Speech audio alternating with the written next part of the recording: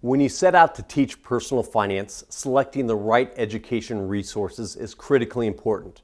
Quality programming should be rooted in research-based learning principles and include a focus on supporting participants' development of positive financial behaviors.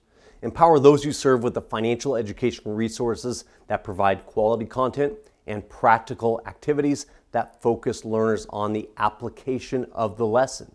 It should also be aligned with the specific needs of your audience and include suitable scaffolding that support their development to higher order thinking skill sets.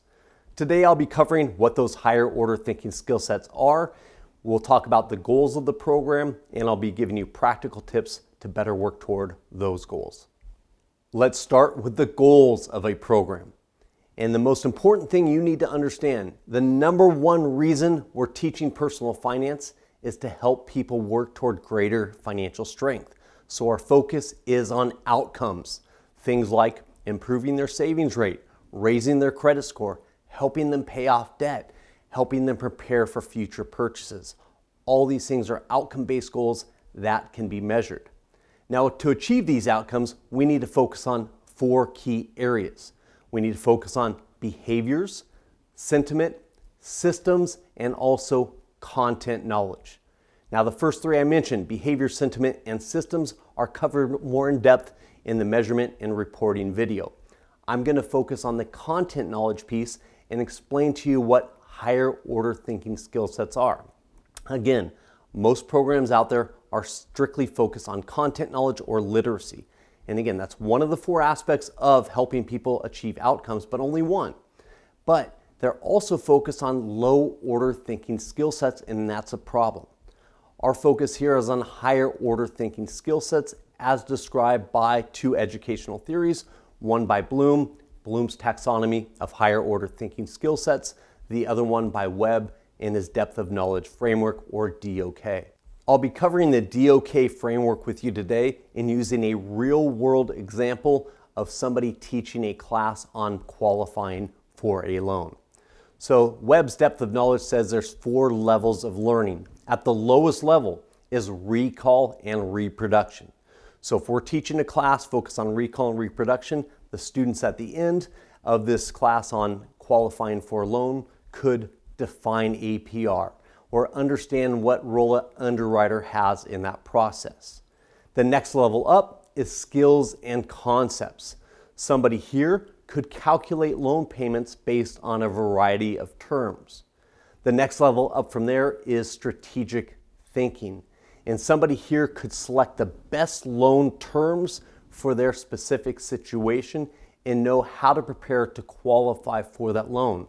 So we're getting into some areas that can really benefit them if they are trying to qualify for a loan. The highest level is obviously our goal. That is extended thinking. And somebody at this level would not only know how to choose the best loan, how to qualify, but they would see if the loan is good for them to take in the first place. They would be able to compare it with their budget, they would know the impact it has on their credit score, and they would understand the impact it has on their future long-term financial planning goals. Now, you may be thinking now it's best to start at the lowest level and work up through those higher order thinking skill sets. We actually take a counterintuitive approach. We start in the middle and push up. And what we find is the people are learning the lower level skill sets as they're taking part in activities that can really help them.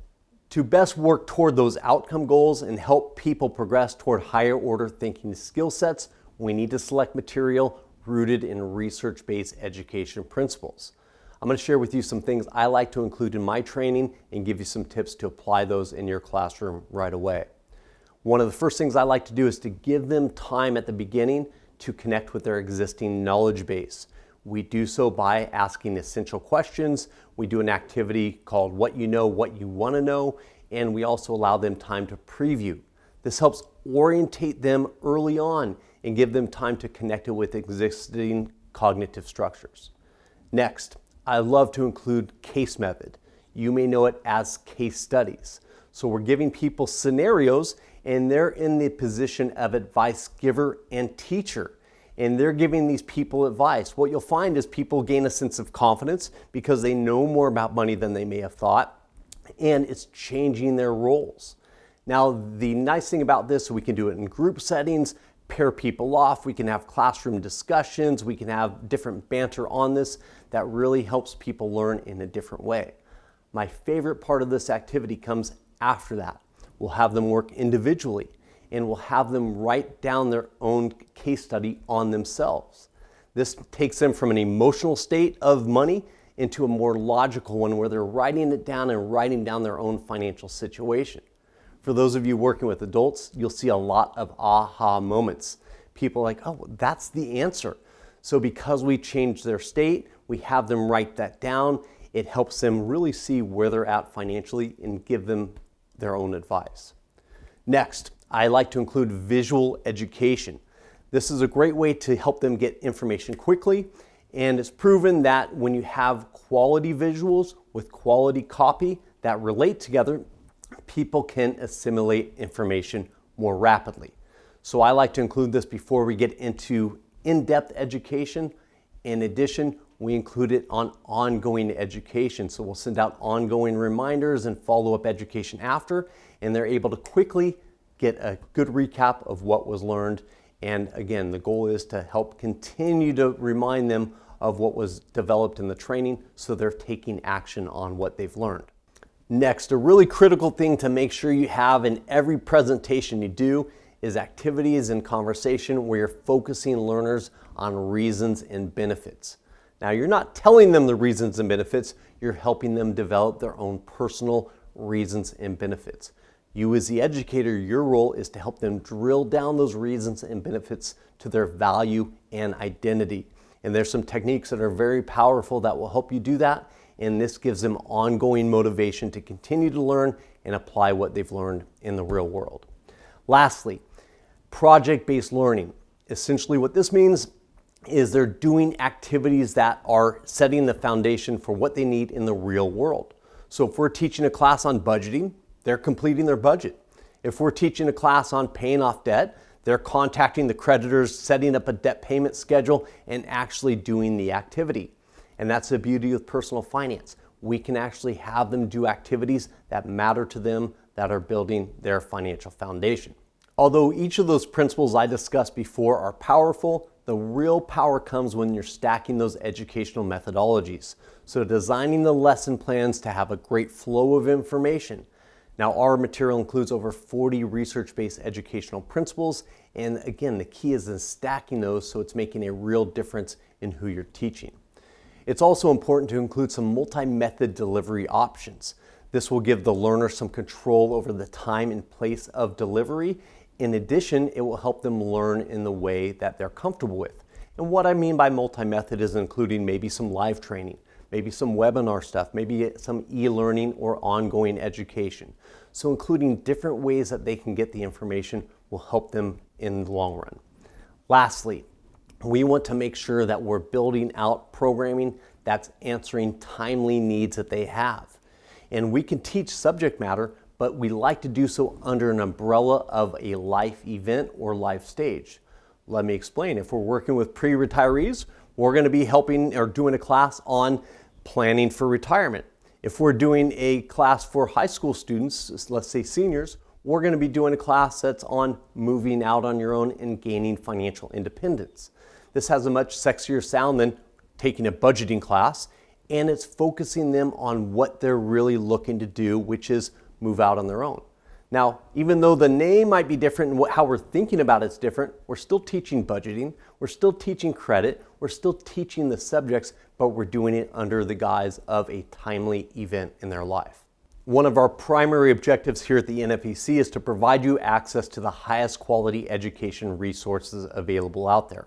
All are rooted in research-based education principles and designed to help your participants work toward positive outcomes that make a real difference in their lives. And we have a variety of resources for you, from live presentations to online learning to mobile applications to things for one-on-one coaching and consultation and ongoing education. Again, the goal is to help people more effectively work toward greater financial strength. Now, our material is very comprehensive. In fact, our student guide alone is over 1,400 pages. But don't let that intimidate you because it's broken down to be modular in nature. So if you have a 2-hour class, you can visit your client center and just click off the simple presentations you want. Everything will print in perfect order, or you can email it to your printer, or you can email it to the students. So everything is very modular and easy to go through. There's also pre-done lessons for you built around life stages and life events that will make it easy. What I suggest is you meet with your counselor. They're provided for you, they're complimentary. You set up a meeting via the calendar and they're going to walk you through that process. All you need to know is the goals of your event, the approximate time, and details about how you're serving, and they'll help you best design a custom program that will best meet their needs. So take this information I shared with you today and start applying it as soon as possible. It will not only help you be a more competent and confident instructor, it's going to help your participants better reach their goals. Continue pushing forward, continue promoting this movement. I thank you for joining me. I'll see you on the next video.